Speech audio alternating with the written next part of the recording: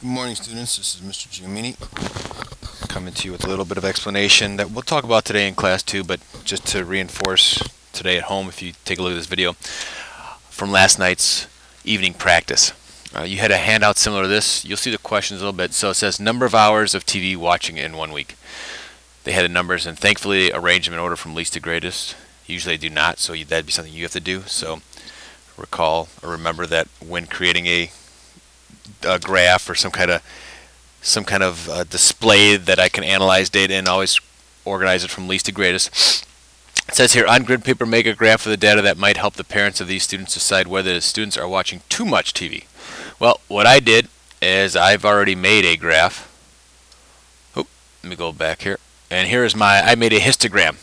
Now you can see that I took numbers 0 to 6 is one interval, 7 to 13, 14 to 20, 21 through 27, and 28 through 34. And according to this, I'd have 20 pieces of data that would fall between 0 and 6. I'd have 18 pieces of data that fall between 7 and 13, 10 pieces of data fall between 14 and 20, 2 pieces of data fall between 21 and 27, and then I'd have just one falling between 28 and 30. Notice I have a title on my histogram.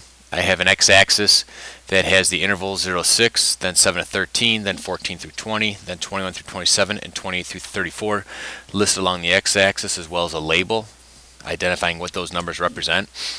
Along my y-axis on a histogram, I always have the frequency, the number of times something occurs. So 0, 2, 4, 6. Notice I had to kind of squeeze the numbers in here tightly, but also notice how I put the numbers right on, not on top of, but I guess I should say a line goes right through the number itself. So I don't want to make this whole box 24, I want to make just this line 24. So there is my histogram that I constructed. Now, taking a look at the first question, it says, about how many hours of TV do the majority of students watch per day? Now this will change depending on what your histogram looks like. So if I go back to my histogram and take a look again, about how many hours of TV do the majority of the students watch per day? If I go back, I would say majority of my students watch between 0 and 6 hours. Again, this is the largest bar on my histogram. Now, I can't tell you how many kids watched 1 hour or 2 hours or 3. I can just tell you that a majority of the kids watch between 0 and 6. Because there's 20 students here, there's 18 students here. So 20 of, let's see, 20 plus 18 is 38, plus 10 is 48. What's that, 50, because that's 2 more. So roughly 51 students. Let's just double check the math here. So I have 20 plus 18 plus this is 10 plus this is 2. It's always good to check your work. It doesn't take much longer. Ooh, there goes the pen's going nuts on me. So let me try that again there. So I think I'm going to type this, see if this works. So I had 20 plus 18 plus 10 plus 2 plus 1. Let's see if the pen's working again now.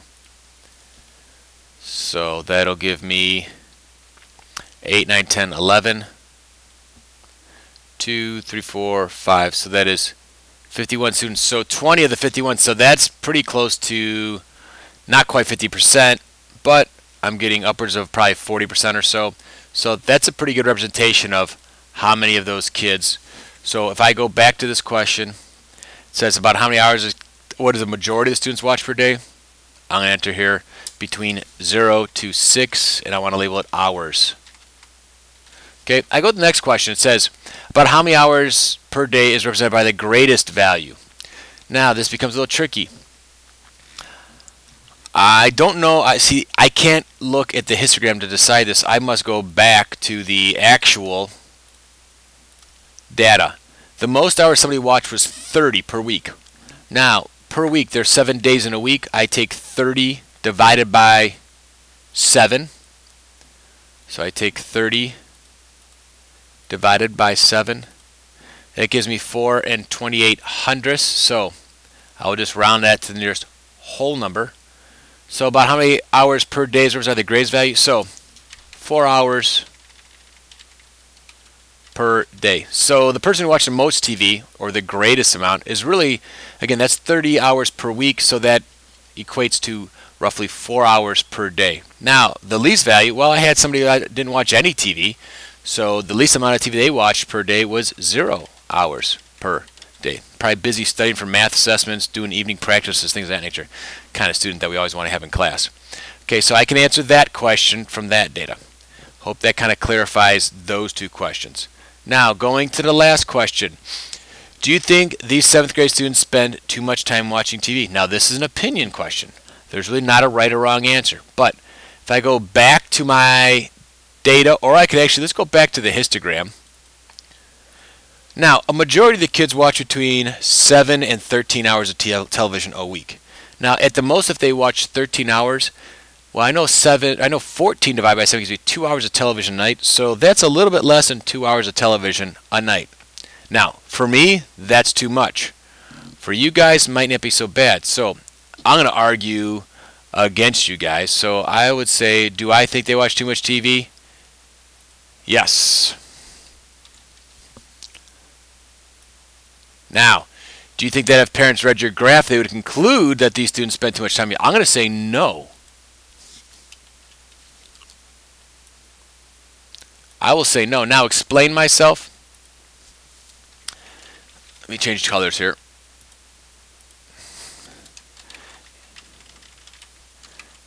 Let's go upon looking at the histogram. Parents may see that let's use a nice word here, majority of the students view between 0 and I'm going to go all the way to 13 because I'm going to kind of supersize 0, 6, and 7 to 13. 0 to 13 hours of television per week. Some parents may feel that this is a good number because it divides out to be less than 2 hours per night. And I also need to take into consideration probably parents are not letting their kids watch as much TV during the week as they are during the night or during the weekday. So I would say, now I'm just making an inference. I can infer, that most parents don't allow their children to view much television during the week, but on the weekend that number may rise.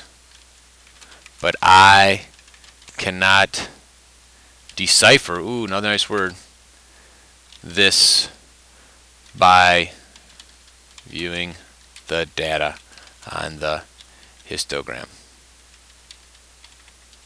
I can't, again, I say this, I can't decipher. I can't tell, decipher is just a fancy word for tell. I cannot tell this because it doesn't give me a breakdown of how many hours of television they watch per day, or on what day, I should say, they actually watch a television. So watching less than 2 hours of television, is that bad a day? No, probably not. For me, I think I might be able to get 10 minutes of TV in a day.